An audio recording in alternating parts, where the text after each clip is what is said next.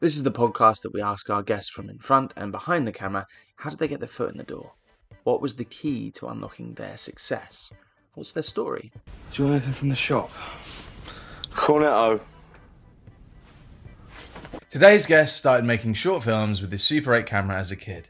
As an adult, he went on to do Spaced and Shaun of the Dead to Baby Driver. We chat about handling bad reviews, the future of the Cornetto trilogy, writing Scott Pilgrim and Tintin at Tarantino's guest house, and staying true to Stephen King's novel The Running Man.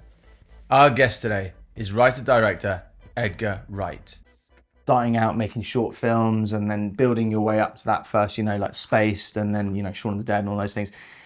As a child, I'm presuming there was something there, someone that influenced you, or a moment where you went, I want to be in the film industry, I want to make movies. What was that moment?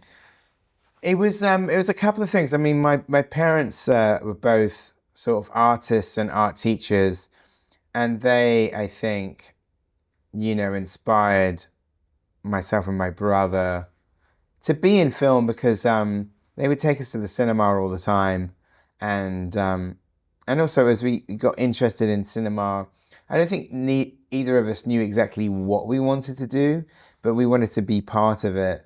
And our parents are very supportive. Not that we necessarily had the means or even the contacts to just get into the industry. It was more like just a sort of general support about follow your dreams. So I think when it kind of started and it was really, I guess, because they wanted us to take it further, that my parents bought me and my brother a sort of double birthday, double Christmas present, covering 4 different events. A Super 8 camera.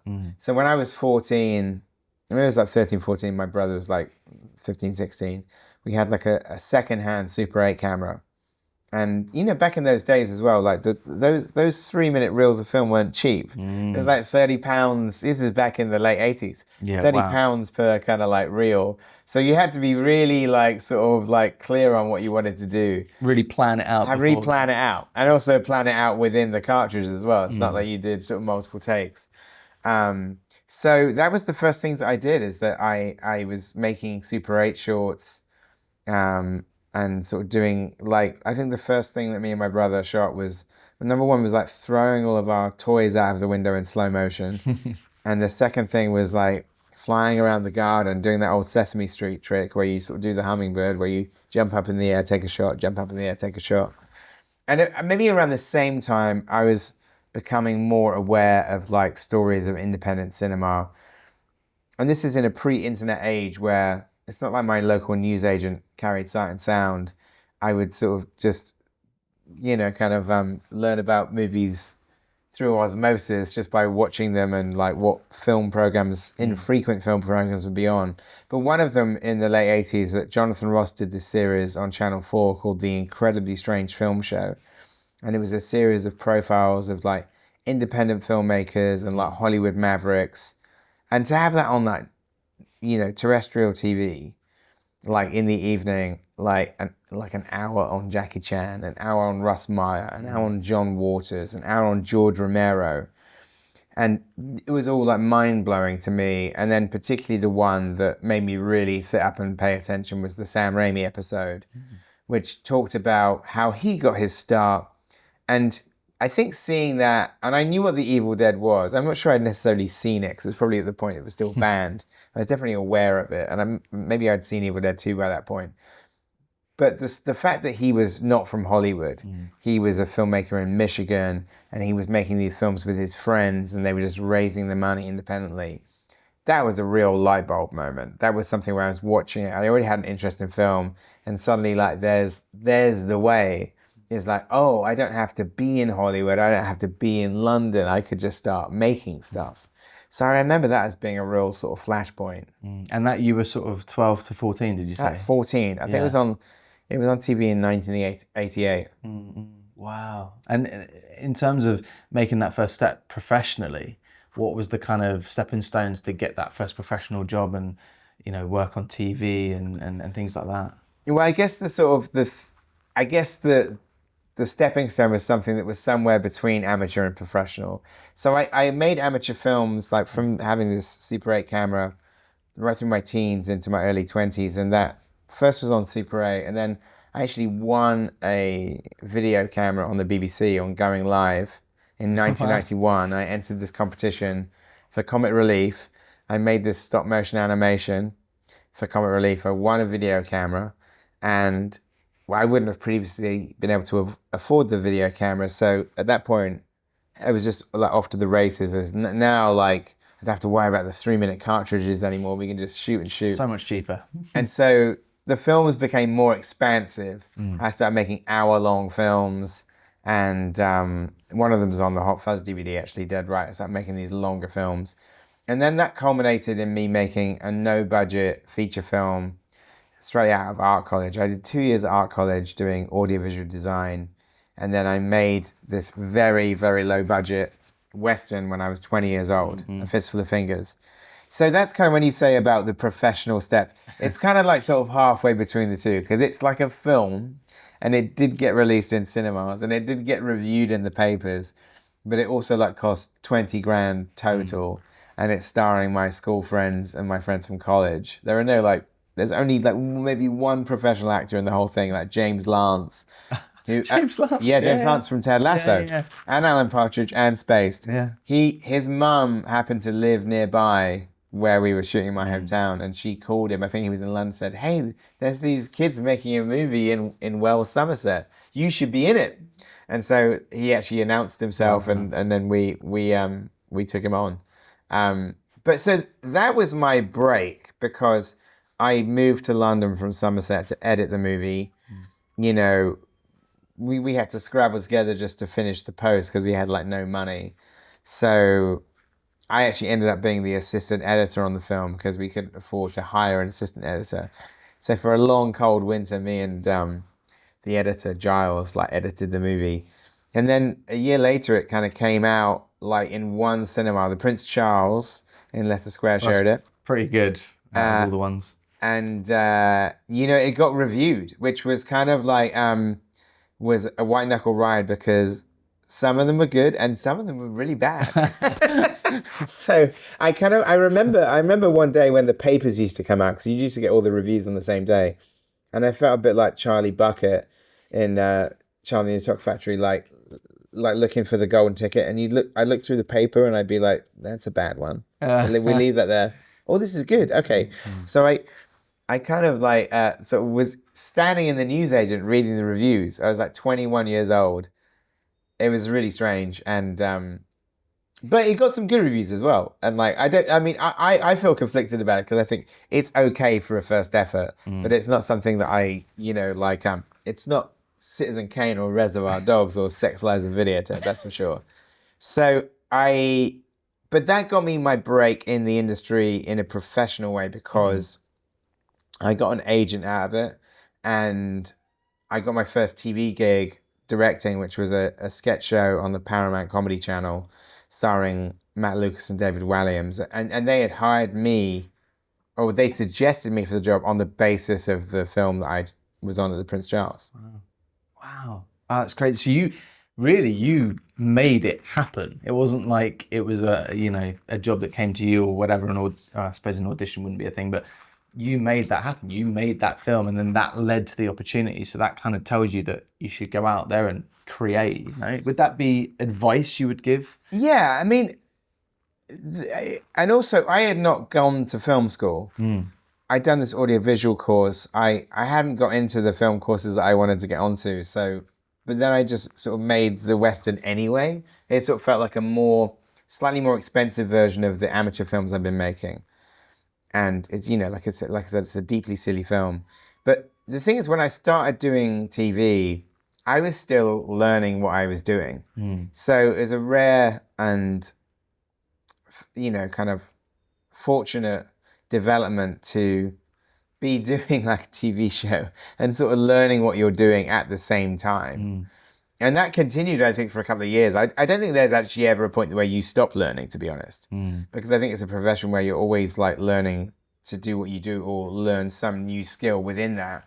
But certainly those days doing TV was kind of like, you know, almost like this huge kind of imposter syndrome, because you think at any point you're going to be found out and somebody say, wait, you haven't been to film school, you don't know what you're doing. Yeah. So I think the first like sort of few years of directing TV were very much like that. And I think actually, and even doing like big shows at the BBC, because as young as like 22, 23, I did a couple of shows on the Paramount Comedy Channel, and then I started getting hired for sort of BBC shows. And I was in my early 20s, and I still felt like I was happy with the work, but you kept feeling that you're going to get found out at any second. And I don't think it was really until I did Spaced that I felt completely comfortable. And mostly that was because doing that show was a bit different, because unlike the things I've been doing at the BBC, where I've been working with older, more established sort of comedians and actors, with Spaced, people were sort of around my own age. And Simon and Jess, you know, who created the show, were in their 20s as well. Yeah, no, it's crazy that you were so young. And then you mentioned, you know, the like Reservoir Dogs and some of these other films that are like first time, you know, Quentin Tarantino's first film. But I'm sure he was older than 21, 22. I don't know. Maybe he wasn't, but... I actually, this is going to sound like a name drop, I actually had this conversation with him later. And it's a very funny conversation, because I had made Fistful of Fingers at the age of 20, and he made Reservoir Dogs at the age of, I think, 31. Right. And when I was telling him the story of Fistful, he actually said at some point, he said, I'm so jealous of you. I can't believe you made a film when you were 20. And I said, yeah, but you made Reservoir Dogs when you're 31, and it's one of the greatest debuts of all time. I'd much rather have that.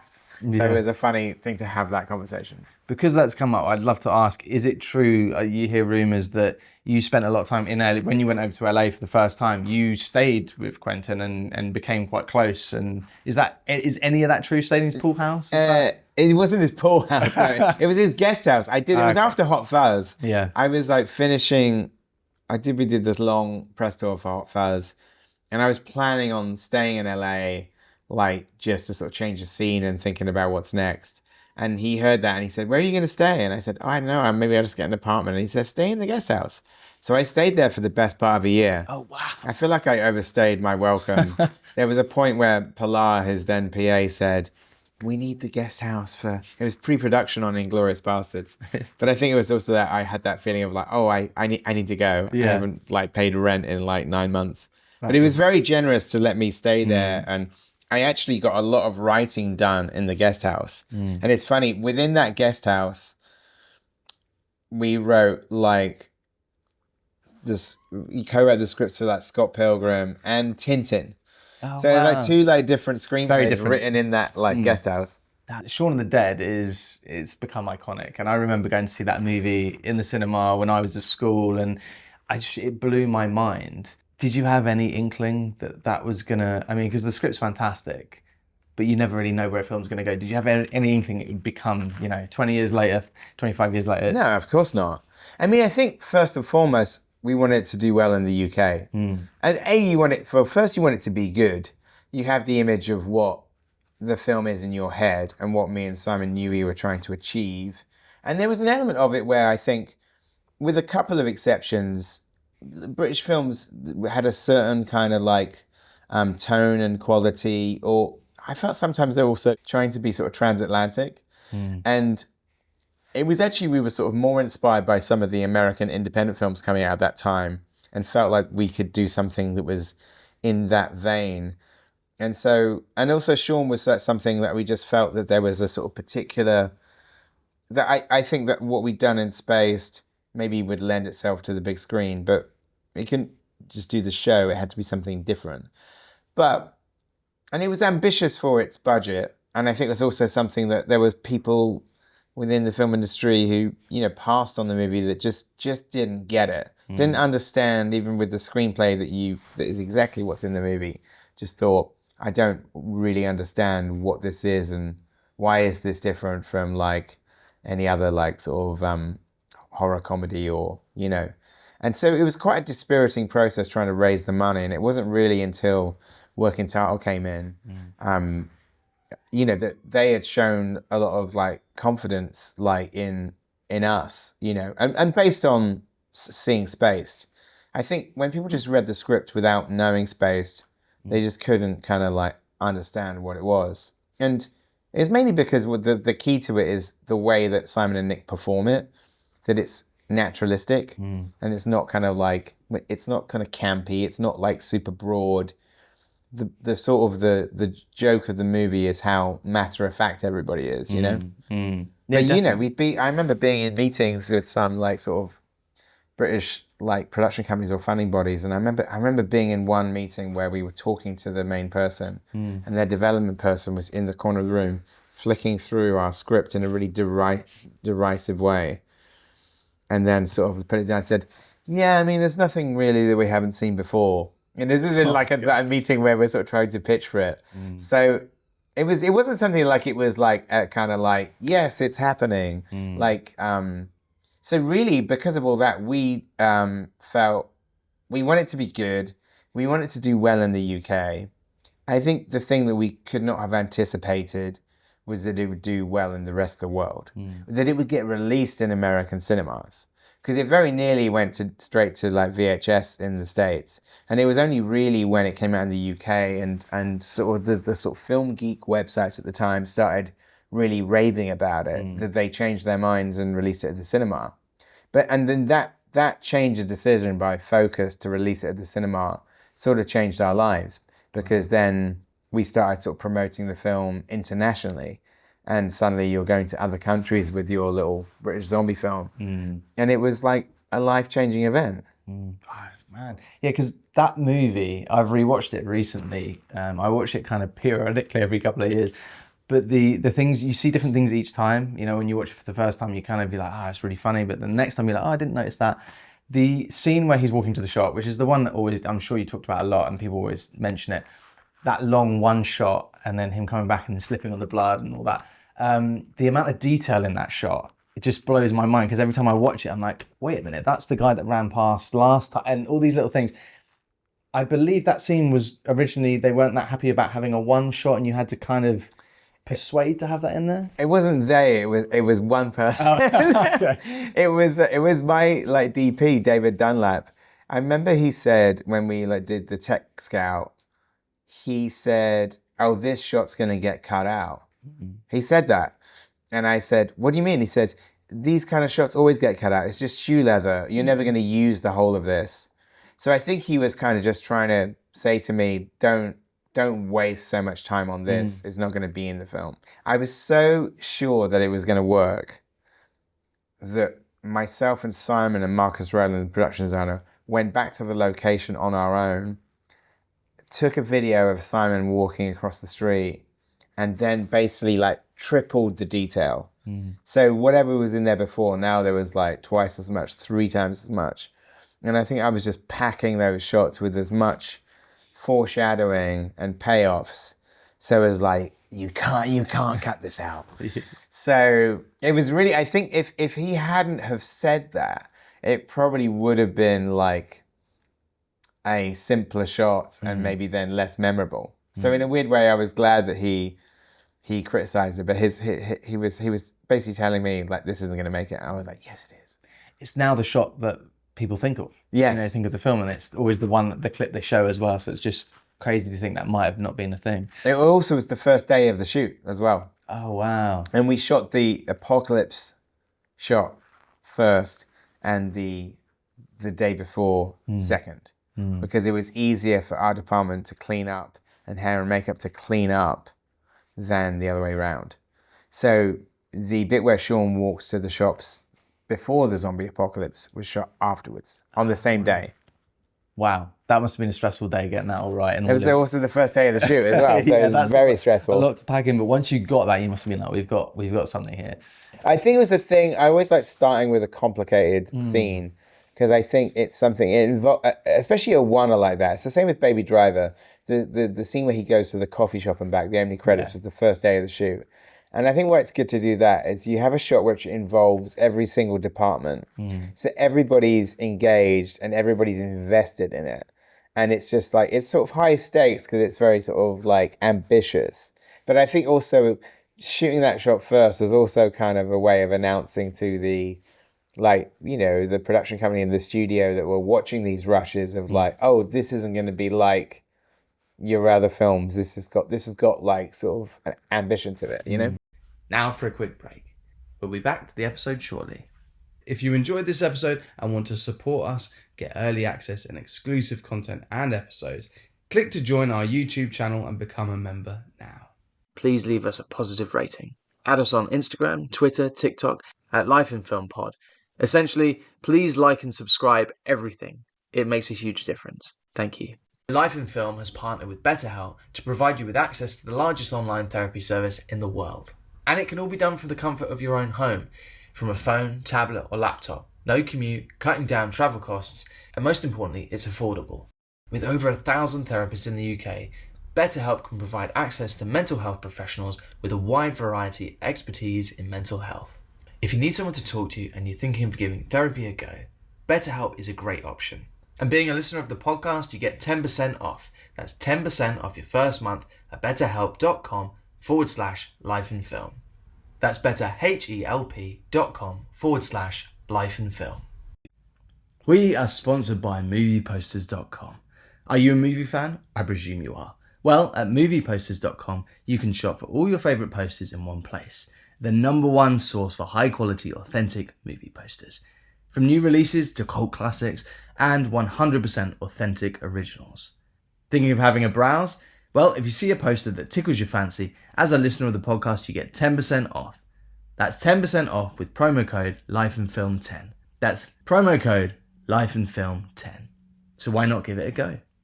And back to the show. Hunt him down! This is a huge movie.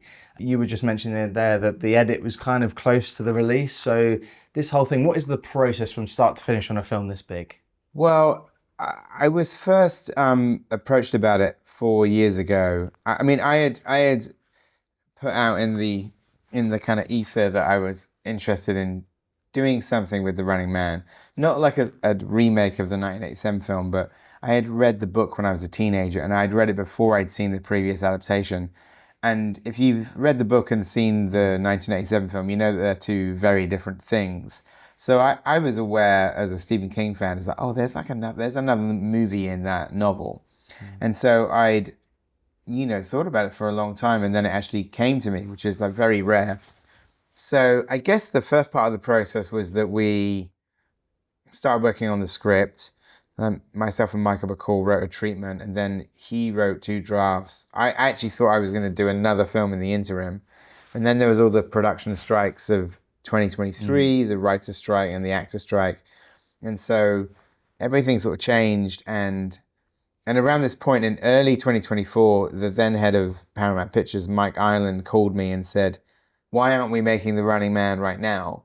We could be in production by the end of the year and out in late 2025, which is something that never usually happens like that. Not to say that it was easy getting the film made, but usually you're pushing a project uphill. And it was kind of quite rare in this instance for somebody to kind of like say, let's go, why aren't we doing this? So it started to move pretty fast then after that. Like Glenn came on board, and then we were just trying to, beyond the script, kind of like work out how to make it, where we were going to shoot, how we were going to do all these different locations. So the first part of the process was, doing location scouting with my production designer and location manager. Started shooting in November of last year, literally a year ago, almost to this day. So that's quite rare to kind of have like a film of this sort of scale, like starting like a year out. And both, it was like a sort of, reasonably lengthy shoot, and then, but a very sort of intense post-production period to sort of, to get it ready. But I'm very, all that said, I don't think it's like rushed. We're all very happy with it. It's just sort of like, it's very strange to be like finishing the movie and then doing the press straight away as well. I guess it's an experience as well that you kind of, if you've just been shooting, you want to kind of savor the whole experience, and suddenly it's like, oh, it's over, it's out, and it's done. But I mean, I said before, a fantastic film, and really enjoyed it. It felt, all of your films have a certain flavour. There's a tell there, and it's something that I look forward to with your movies. But this still felt quite different It felt a lot bigger, as we were saying. And as you mentioned there, I haven't read the book, but I've seen the original, Arnold movie, which I'm a big fan of. And this is vaster. It's much bigger. And you mentioned this is a closer version to the book. Yeah, I mean, one of the things where it's more faithful to the book, a couple of things the book is very different to the 87 film, but the biggest difference is like who Ben Richards is and where he's from. And, in the book and in our film, he's going to the network building to willingly go on one of the games because his daughter is sick. And him and his wife are struggling to sort of provide for the family. And he signs up to go on one of the games. He doesn't want to go on the Running Man. But he would risk injury rather than death on one of the other game shows. And of course, it doesn't work out like that. That's exactly, unfortunately, the Running Man is exactly where he ends up. And the other big part of it is that it's all told from Ben's perspective. You don't cut away to other characters. You don't go back to the network building. You don't check in on his wife and kid. The other thing is that the gameplay is out in the world. So, in the previous adaptation, they sort of had it contained to this sort of underground arena, whereas this is just like out anywhere. You could travel the whole nation. You could go across the globe. You have 30 days to go wherever you want. So it's kind of like hide and seek, a deadly hide and seek on a kind of like a massive scale. And is that the same as the book? That's the same as the book, yeah. Okay. But that was also something that made it very ambitious to make because we have to shoot in a lot of locations. There's a lot of different sets.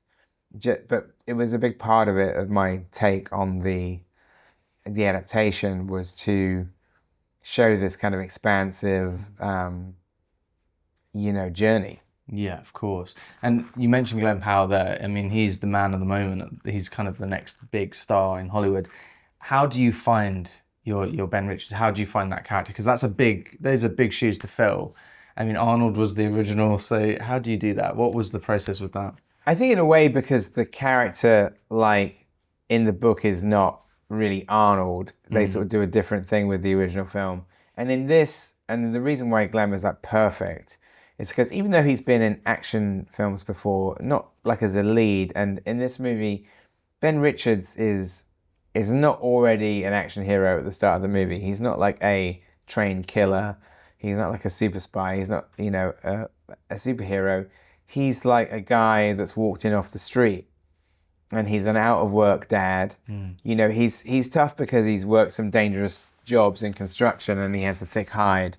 But the key thing is that you want to really be excited and scared for him to be on the game because you want him to feel like he's kind of outgunned and out of his depth, Yeah, any moment now you do feel like he's going to get taken out, and that's not like the original. The original feels like he's invincible. And Arnold's also in a lot better shape than a lot of the stalkers as well. So it seems like no contest. Yeah, that's very true. That's very true. This movie, it does have elements where you go, oh yeah, Edgar Wright. This feels like an Edgar Wright movie. There's like elements of comedy which I love. Like I don't want to spoil anything for the film, but a moment that I got a big laugh in the screening I was in was when he's hanging from the Y. And he looks up and goes, why? And like that got a big laugh. And that feels very kind of, British humour. Weaving that sort of kind of stuff into what feels like a big Hollywood blockbuster, still having that kind of English kind of humour dotted in there. Is that all part of the writing process, or do some of these things come out when you're filming? You kind of think, well, obviously that was set up because it's part of the set. Yeah, and also, Michael Bacall, my co-writer, is American, so... I wouldn't say it's specifically British. It's more just like, I guess, a sort of shared sensibility. I think, it's like the original book is sort of famously gritty and sort of quite nihilistic, but there's still, because it's Stephen King, I think Stephen King is underrated for his dark sense of humor. And I think the original book has a sort of really huge sort of satiric streak in it.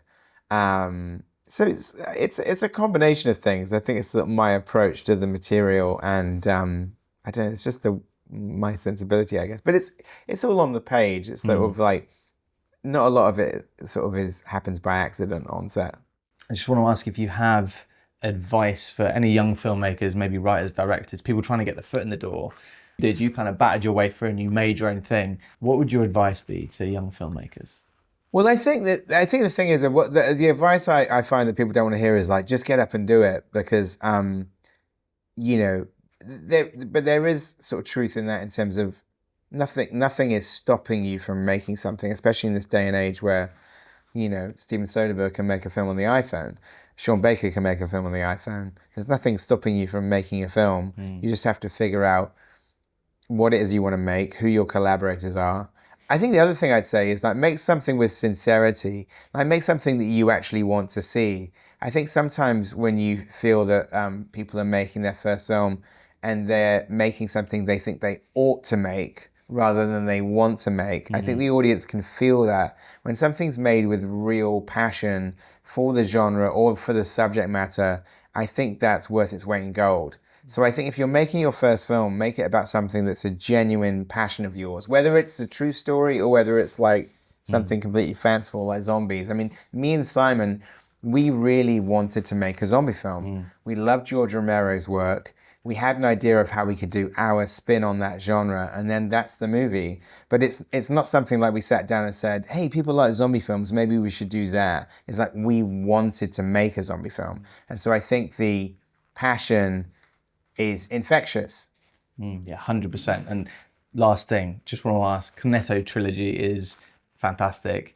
Is there any chance that there's going to be a fourth or another, some sort of a next project with those guys? I mean, I hope so. I mean, I don't know whether it would be another Cornetto film. I think that goes into the same bracket of like, it's something that you like, you never want to get into a situation where you're making something because you think you ought to. So it goes into the similar thing to what I said. So I want to, we want to find something that we really want to do together, not just because people are saying and I'm not sure it would be necessarily another Cornetto film, but obviously I'd like to work with Simon and Nick again. So hopefully we'll think of something that we all get excited about. Trying to think if there's any other flavors. Is there any three Cornetto flavors? No more Cornettos. No more Cornettos. Man, thank you so much, Edgar. It's been a pleasure. Thanks so much. Thank you. If you enjoyed this episode and you want to support us, get early access and exclusive content, all ad-free, click and join the Life in Film YouTube channel and become a member now. Thank you to our guest Edgar, thank you to our DP Mark Barnfield, thank you to Greg, and thank you to Jane and the team at Paramount. As always, thank you to our sponsors, movieposters.com and BetterHelp.